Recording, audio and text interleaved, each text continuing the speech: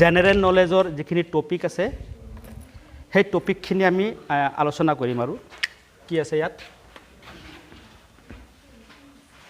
General এইটো বোৰ্ডটো হেৰি নহয় পিছলি যায় এনেকুৱা কোনো শিক্ষক নাই আজিকালিৰ যুগত টিচাৰ নাই যে আপোনাক পৰীক্ষাৰ কাৰণে ইয়াতে পঢ়াই দিব পাৰিব ক্লাছত লাগিলে 12 মাহে ক্লাছ কৰক মোৰ বুধেৰে নাই ইভেন মই নোৱাৰিম মইতো একেবাৰে নোৱাৰিম আৰু বহুতে নোৱাৰিব যে পৰীক্ষাত পাছ কৰাই দিবৰ কাৰণে সব বস্তু শিকাই দিম লিখাই দিম পঢ়াই দিম বুজাই দিম নাই তাৰ বাবে লাগিব কি জানেনে কি লাগিব ককচোন হে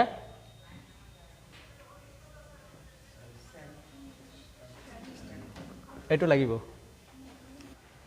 আপুনি যদি সেলফ স্টাডি নকৰে আপোনাক পাছ কৰি যাব নোৱাৰিব পৰীক্ষাৰ ক্ষেত্ৰত মানে কম্পিটিটিভ লেভেল তা লাগিব সেলফ স্টাডি হেতু আহি পেলাই মই ক'ব পাৰিছো কাৰণ মোৰ এইটোৱে কাম বাকি চৰাইদেউ ময়দাম যে তৃতীয়টো হেৰি হ'ল ওয়াৰ্ল্ড হেৰিটেজ সাইটৰ ঘোষণা কৰিলে সেইদিনা মোক কথাটো কৈছিলো আৰু ঘোষণা হৈ গ'ল আৰু এটা কেইবাটাও আলোচনা কৰিছিলো হ'ব বুলি হৈ গ'ল যেন পেৰিছ অলিম্পিকৰ কথাটো আহিছিলে হৈ গ'ল এইখিনি কথা মই নকলেও পাই যাব গুগলত আহি গ'ল লগে লগে শেয়াৰ কৰি দিছে মানুহ একদম শেয়াৰ কৰি আহি গ'ল কিন্তু মই এই কথাটো ক'ব পাৰিম যে সেলফ স্টাডি নোহোৱাকে কোনো আগুৱাই যাব নোৱাৰিব এই কথাটো গুগলে নকয় তো মই বিশেষকৈ আপোনালোকক কোনো সাবজেক্ট শিকাই দিব নোৱাৰিম মই জেনেৰেল নলেজৰ কি বস্তুটো মই সেইদিনা কৈছিলোঁ আপোনাক দিছিলোঁ যেন পভাছ এমআৰ দিছিলোঁ পভাছ এমআৰৰ সূত্ৰটো দিছিলোঁ মনত আছে কি আছিলে PBAS পভাছ এমআৰ এই সূত্ৰটো মনত আছেনে proper time table analyse syllabus subject book selection A analyze previous question paper S study topic wise M make notes R revision এই বস্তুখিনি আপোনালোকে যদি কৰে কৰি যাব পাৰে কম্পিটিটিভ এক্সামৰ কাৰণে এটো এটা সূত্ৰ এই সূত্ৰ মতে পঢ়ি যাব লাগিব খালাৰ ঘৰৰ পৰা ক্লাছ কৰিব আহিছো এনেকে নহব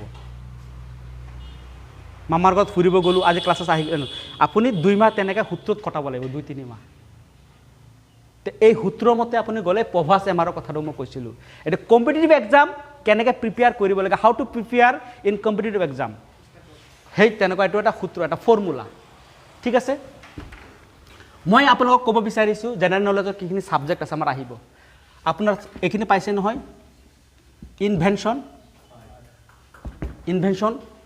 ক্লিয়াৰ আছে ইনভেনশন এন্ড লগত আহিব ডিসকভাৰিজ বা ডিসকভাৰ দুটা পাৰ্থক্য আছে ডিসকভাৰ অলৰেডি ইনভেন্ট হৈ থাকে তাক কোনোবাই কভাৰটো ডিস কৰি দিয়ে এটো বোতলটো আগৰ পৰাই আছিল এটো এটা কভাৰ আছে কভাৰটো মই ডিস কৰিছো ডিসকভাৰ বোতলটো পাই গলো এটো ডিসকভাৰ এটো কোৱা হয় আবিষ্কাৰ ইনভেনশন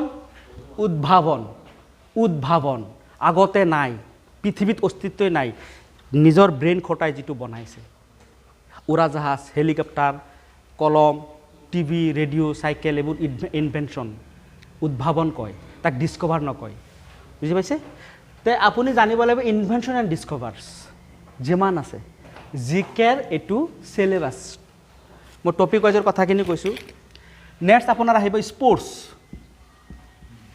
স্পোৰ্টসৰ কিমানখিনি কথা গম পাইছে স্পোৰ্টস আহিব state and national plus international মাৰি থব পাৰে যেকল আপাৰ লেভেলৰ কাৰণে আছে স্টেট এন্ড ন্যাশনাল তাৰ লগত আৰু আহিব আপোনাৰ ইন্টাৰন্যাশনাল স্পোৰ্টস যিবোৰ অলিম্পিক ইন্টাৰন্যাশনাল আইসিসি যিবোৰ ট্ৰফি ইন্টাৰন্যাশনাল চেম্পিয়নশিপ কিছুমান আছে ইন্টাৰন্যাশনাল গতে হেখিনি আপোনালোকে চাই লব মনত ৰাখিব এইখিনি বস্তু যদি ক্লিয়াৰ কৰিছে তেতিয়া আপুনি ৰিটেনত পাছ কৰাৰ সম্ভাৱনা আছে ওকে মই এটা গন্তি কৰি যাম চাব জেনাৰেল নলেজত কি আহি যায় মই আপোনাক হেখিনি টাচ কৰাই নাই কাৰণ মই সায়েন্সৰ ব্যাকগ্ৰাউণ্ডৰ নহয় আপোনালোকে পঢ়িব লাগিব কাৰণ মই গোটেই বস্তুখিনি পঢ়াই দিব নোৱাৰো মই 100 বাৰ 1000 বাৰ কম আপোনালোকে বিচাৰি সেলফ স্টাডি কৰক যি কেদিন আছে কিমান দিন আছে মোৰ মতে আৰু 48 ডেজ আছে নেকি মাত্ৰ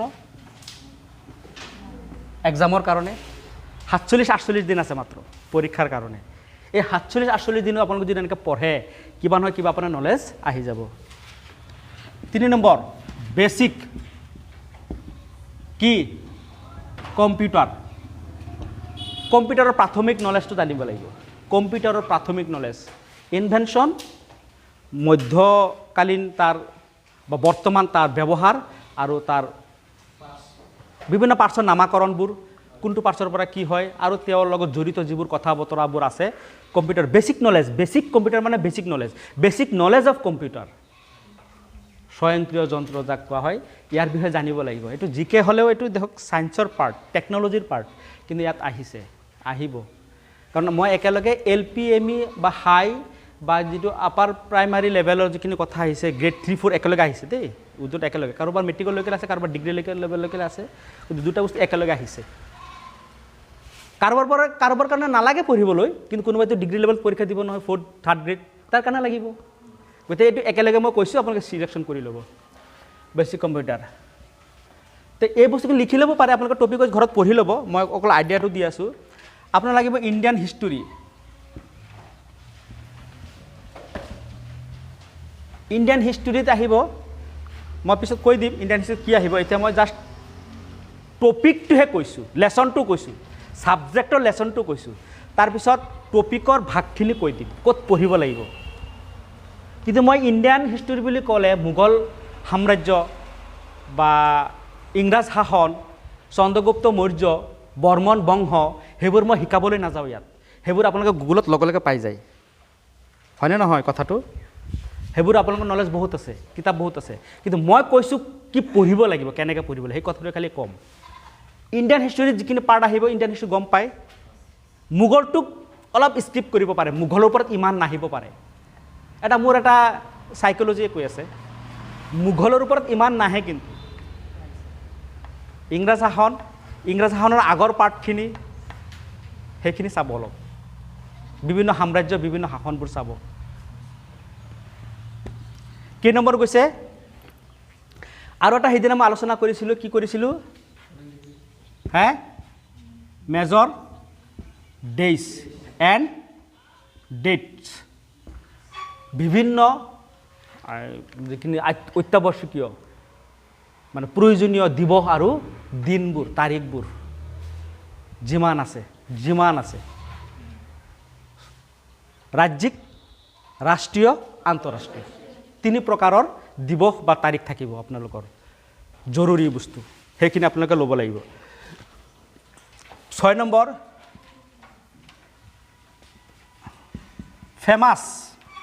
ফেমাছ কি হ'ব? Books and অথৰ্ছ। ৰাইটাৰ্ছ কোৱা নাই মই, ৰাইটাৰ্ছ আৰু অথৰ্ছৰ মাজত অলপ পাৰ্থক্য আছে। অথৰ্ছ যোনে ক্ৰিয়েট কৰে, নিজে যোনে হেৰি কৰে, অথৰ্ছ। গতিকে বিভিন্ন বুকছ আছে, ফেমাছ বুকছ আছে। ইয়াত এটা মই মজবিনাক প্ৰশ্ন এটা সুধিছোঁ, তুমি কোৱাচোন, মামৰে ধৰোৱা তৰোৱাল কিতাপটো কোনে লিখিছিল? অসমৰ কিতাপ, বা তেওঁ এটা ডাঙৰ বঁটাও পাইছে, আমাৰ বাইদেউ এজনী আছিল জড়িত, আৰু কৈ দিছোঁ। Very good. আৰু কোনোবাই জানেনে? জানিব চাগেতো।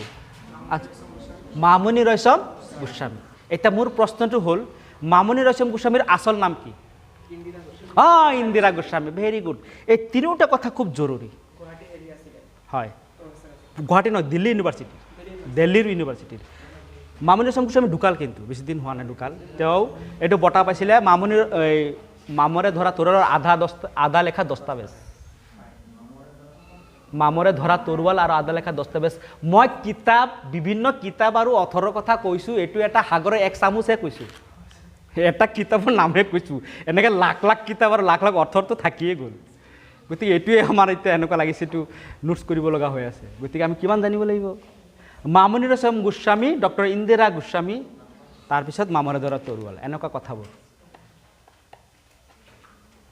অ'কে, নেক্সট আমাৰ আহিব 7 নম্বৰ, ইণ্ডিয়ান পাৰ্লিয়ামেণ্ট।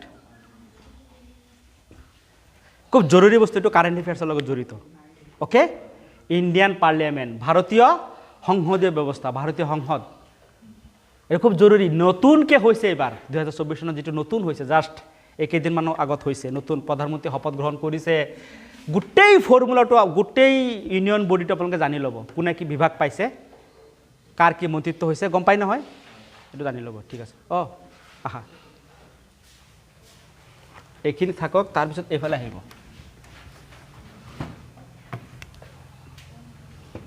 এইখিনি লিখি ল'ব পাৰে ঘৰত সুবিধা হ'ব পঢ়োঁতে এইটো কেছকালি লাগি যায় তাৰপিছত 8 নম্বৰ সেইদিনা সুধিছিলোঁ ছায়েন্সৰ কেইজনমান আছে আজি আছে নে ছায়েন্সৰ কোন আপুনি আছে না দুজন ঠিক আছে বুটানীটো পাইছে নহয় আপোনালোকে ছায়েন্সত এতিয়া বাকী আৰ্টছৰ কাৰণে প্ৰব্লেম হৈছে বুটানী নাম শুনিছে নহয় বুটানীটো কি কোনে কৈছে জীৱবিজ্ঞান হয় প্ৰশ্ন কৰিছে নেকি জীৱবিজ্ঞান এনেকৈ প্ৰশ্ন কৰিছে সেইটো হ'লে বাচি গৈ আছে আপুনি আপোনালোকে কওকচোন আপোনালোকে ছায়েন্স পঢ়িছে নহয় এজনে কওকচোন ডেফিনেশ্যনটো বা অকল কথাটো কওকচোন কিহৰ লগত জড়িত হা হয় উদ্ভিদৰ লগত জড়িত ছাৰ আপুনি প্লেণ্টৰ বিষয়ে হয় ঠিক আছে বকা হাত চাপৰি দিয়ক জীৱ জন্তু কৈ আছিল যে বাৰে বাৰে botany is a scientific study of plants বিজ্ঞান ভিত্তিক যিটো অধ্যয়ন বিভিন্ন গছৰ প্ৰকাৰ গছৰ আকাৰ গছৰ ব্যৱহাৰ গছ-গছনিৰ উৎপাদন বা গছ কেনেকৈ ডাঙৰ দীঘল হয় তাৰ সম্পৰ্ক তাৰ ব্যৱহাৰ এই গোটেই গছ-গছনিৰ বিষয়ে জনাটোকেই কোৱা হয় botany department botany is a scientific study of plants okay এইটো ছায়েন্সৰ পাৰ্ট কিন্তু আমাৰ জিকেৰ অংগ হৈ আছে আহি যাব পাৰে আৰু পাৰিবই আহি যাব এইটো আহিবই কোনো কথা নাই জিকেত আৰু কি আহিব এইবোৰ আহিব মই যে কৈছিলোঁ জিকেটো এজ এ ভাষ্ট এটা ছাবজেক্ট তাৰ কিনো সীমা নাই চাওক সি ছায়েন্সতকো ধৰিছে এতিয়া আৰু ধৰিব আৰু আগলৈ গৈ আছে চাওক বহুতকেইটা আছে মই দিছোঁ 8 নম্বৰ 9 নম্বৰটো চাওক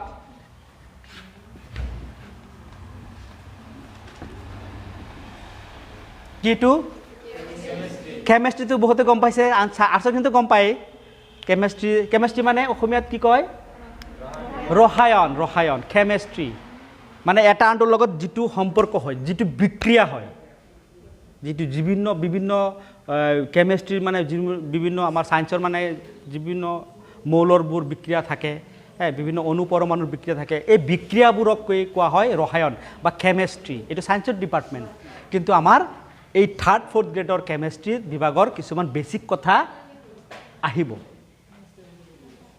কেমেষ্ট্ৰি তে আমি যদিও আৰ্টছৰ আমি ছায়েন্সৰ পঢ়িব লাগিব তাৰপিছৰ কিন্তু আমি চাওঁ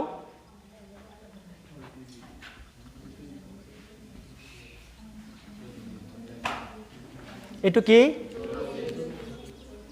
জুলজিৰ কওকচোন এফালে মৌচুমী আনচাৰুল আনচাৰুলটো আৰ্টছৰ সোহেল মুস্তাকিমে কোৱা হা হয় প্ৰাণী বিজ্ঞান মানে জীৱ জন্তুৰ লগত জড়িত zoology is the scientific study of animals বিভিন্ন জন্তুৰ আকাৰ প্ৰকাৰ ডাঙৰ দীঘল সম্পৰ্ক তেওঁৰ বৈশিষ্ট্য প্ৰকৃতি ইত্যাদি সম্পৰ্কে অধ্যয়ন কৰাকে জুলজি কোৱা হয় মানে জীৱ বিজ্ঞান জুলজি তাৰ বেছিক কথা আহিব জিকেট জানিব লাগিব জুলজিৰ কথা গতিকে সেইখিনি আপোনালোকে কিনখিনি পঢ়িব লাগিব মই পিছত কৈ আছোঁ 11 নম্বৰ ইণ্ডিয়ান পলিটিক্স ভাৰতীয় ৰাজনীতি ইম্পৰ্টেণ্ট এটা একেবাৰে সমসাময়িক ঘটনাবোৰ জানিব লাগিব আজি কি হ'ল কালি কি হ'ল আপোনালোকে এই ইণ্ডিয়ান পলিটিক্সটো বা কাৰেণ্ট এফেয়াৰ্ছটো একেবাৰে আগষ্টৰ সিদিনাজনে কৈছিলে মই কৈ আছোঁ আগষ্টলৈকে চাওক আগষ্টৰ 20-15-20লৈকে চাব কাৰণ তাৰপিছৰ পৰা চাই লাভো নাই, কাৰণ অলৰেডি পৰীক্ষাৰ কাৰণে অগ্ৰগতি ধৰিব। গতিকে আগষ্টৰ মাহত যিখিনি ঘটনা হয়, ডেইলি ঘটনাখিনি আপোনালোকে নোটবুকত লিখি ৰাখিব, ক'ত কি হৈ আছে। পেপাৰত পালে, টিভিত পালে, মোবাইলত পালে, ৰেডিঅ'ত পালে, লগৰ পৰা পালে, বন্ধুৰ পৰা চাৰ্চ কৰি থাকক, আজি কি হ'ল, কালি কি হ'ল, বুজি পাইছেনে? কাৰেণ্ট এফেয়াৰ্ছ তেনেকুৱা ধৰণৰ, ডেইলি এটা ঘটনা হৈ থাকিব, ডেইলি ঘটনাটো লিপিবদ্ধ কৰিব ডায়েৰীত, তে আপোনাৰ বেছি নলেজটো আহি থাকিব। গতিকে ইণ্ডিয়ান পলিটিক্সটো এনেকুৱা কাৰেণ্ট এফেয়াৰ্ছৰ নিচিনা, ডেইলি ঘটনা হৈ থাকিব।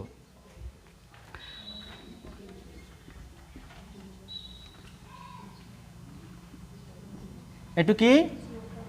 জিঅ'গ্ৰাফি। জিঅ'গ্ৰাফি বহুত বস্তু, ইম্পৰ্টেণ্ট বস্তু, জিঅ'গ্ৰাফি জানিবই লাগিব, হয়নে নহয়? তাৰ যিটো আমাৰ যিখিনি ভূগোল আছে, কথাখিনি আমাৰ জানিব লাগিব। সেইটো আমাৰ আছাম জিঅ'গ্ৰাফি, পিছত ইণ্ডিয়ান জিঅ'গ্ৰাফি, ইণ্টাৰনেশ্যনেল জিঅ'গ্ৰাফিটো আমি জানিব লাগিব, আমাৰ নলেজ থাকিব লাগিব। যেনেকৈ মই এটা উদাহৰণ দিছোঁ, যদি আপোনাক কয় টাইম জ'নটোৰ ওপৰত যদি প্ৰশ্ন আহি যায়, তে ইণ্টাৰনেশ্যনেল জিঅ'গ্ৰাফি লাগিব। অকল আছাম আৰু ইণ্ডিয়ান জিঅ'গ্ৰাফি হ'লে নহ'ব, টাইম জ'নটো ইণ্টাৰনেশ্যনেলৰ লগত জড়িত। 24 ঘণ্টাক দুটা ঘড়ী ভাগ কৰিছে, 12 ঘণ্টা 12 ঘণ্টা, 12 12 24, কিন্তু ঘড়ী 24 ঘণ্টাই হয়, এটাই হয়, দুটা ভাগ কৰিছে সহজৰ কাৰণে। টাইম জোন জানিবলৈ হ'লে ইণ্টাৰনেশ্যনেল জিঅ'গ্ৰাফি জানিব লাগিব। গতিকে international geography, Indian geography and Assam geography জানিব লাগিব। তাৰপিছত আপোনাৰ আহিব ছায়েন্সৰে আহিব, এটা থাকি গ'ল নহয়, কি? ফিজিক্স। হা হা পদাৰ্থ বিজ্ঞান, ঠিক আছে, হয়, ঠিক আছে, পদাৰ্থ বিজ্ঞানেই হয়। এটা হাত চাপৰি দিয়ক আমাৰ ফাৰজানাৰ কাৰণে, বহা। পদাৰ্থ বিজ্ঞান, ফিজিক্সলৈকে গ'ল। তাৰপিছত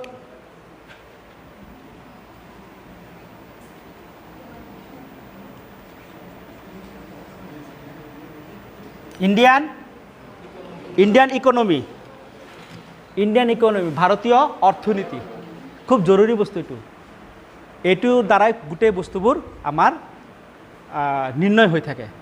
আমাৰ জীৱন ধাৰণ মানদণ্ড, জনসংখ্যাৰ গাঁথনি, উন্নত, আমি উন্নত নে অনুন্নত, ডেভেলপিং না ডেভেলপড না আণ্ডাৰ ডেভেলপড, আমি কি? ডেভেলপিং। তিনিটা ভাগ থাকে নহয়, ডেভেলপড, ডেভেলপিং, আণ্ডাৰ ডেভেলপড। আমি ডেভেলপিং, উন্নয়নশীল, আমি উন্নয়নৰ ফালে গতি কৰিছোঁ, ডেভেলপড নহয় আমি। Develop Russia, China, Japan, America, সেইবোৰ। আৰু এটা আছে মানে ডেভেলপ, আণ্ডাৰ ডেভেলপ, যিবোৰ একেবাৰে মানে উন্নয়নশীলৰ তলত আছে, উন্নত হোৱা নাই, যাৰ কাৰেঞ্চি লেভেলটো তলত, বিশ্বৰ দৰবাৰত, ইণ্টাৰনেশ্যনেল লেভেলত, তেনেকুৱা কি, সেইবোৰ চাব লাগিব।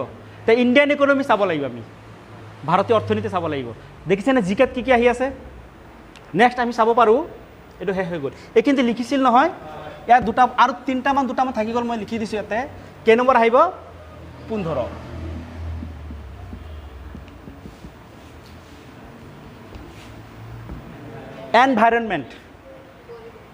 এনভাইৰনমেণ্ট কি হ'ব? পৰিৱেশ। এইটো অসমৰ পৰিৱেশ, ভাৰতৰ পৰিৱেশ, বা আমাৰ ইণ্টাৰনেশ্যনেল পৰিৱেশ, বা আমাৰ চৌপাশৰ পৰিৱেশ, পৰিৱেশ সম্পৰ্কীয়, পৰিৱেশ প্ৰদূষণ কৰা যিবোৰ দ্ৰব্য আছে বা এলিমেণ্টছ আছে, সেই গোটেই বস্তুবোৰ, পৰিৱেশৰ লগত জড়িত থকা বস্তুবোৰ আমি জানিব লাগিব।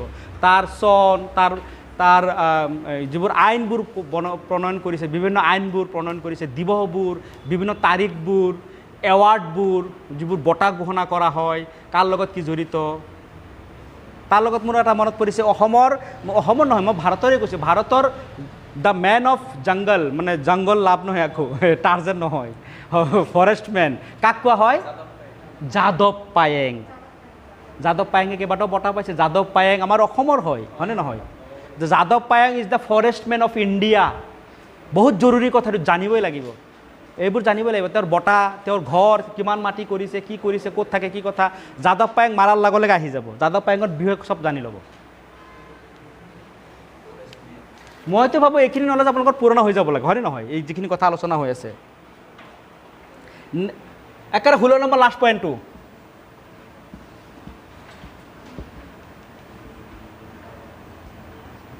ইণ্ডিয়ান কালচাৰ, ভাৰতীয় সংস্কৃতি। ভাৰতীয় সংস্কৃতি বুলি ক'লে বুজি পাব, ইয়াত অসমৰটো সোমাই আছে, কাৰণ অসমৰ মিলি পেলাইতো ভাৰত, গতিকে ভাৰতৰ সংস্কৃতি। এইখিনি হ'ল জিকেৰ মোৰ ফালৰ পৰা, বা আপোনালোকে দেখিছে বিভিন্ন মাধ্যমত, বিভিন্ন ইণ্টাৰনেটে তৈয়াৰ কৰি দিয়া, বিভিন্ন ৰিচাৰ্চত অহা, এইখিনি হ'ল ছাবজেক্ট লেচন, জিকেৰ ওপৰত ষ্টাডি কৰিবলগীয়া, মনোনিৱেশ কৰিবলগীয়া। আৰু কাৰেণ্ট এফেয়াৰৰ কথা মই বাৰে বাৰে কৈছোঁ কাৰেণ্ট এফেয়াৰ ডাইৰেক্ট কোনো ছাবজেক্ট হ'ব নোৱাৰে কাৰেণ্ট এফেয়াৰ গোটেইকেইটা বস্তুৰ লগত জড়িত হৈ আছে কাৰেণ্ট এফেয়াৰ যেতিয়াই যিটো বস্তু আহিছে সেইটোৱে কাৰেণ্ট এফেয়াৰ মানে সমসাময়িক ঘটনা তাৰ ওপৰত আপোনাৰ আহিব গতিকে প্ৰশ্নটো বেছি মানে বেছি পঢ়িব লাগিব কাৰেণ্ট এফেয়াৰ জিকে এইখিনি বস্তু আমাৰ হৈছে চিলেবাছ জেনেৰেল নলেজৰ চিলেবাছ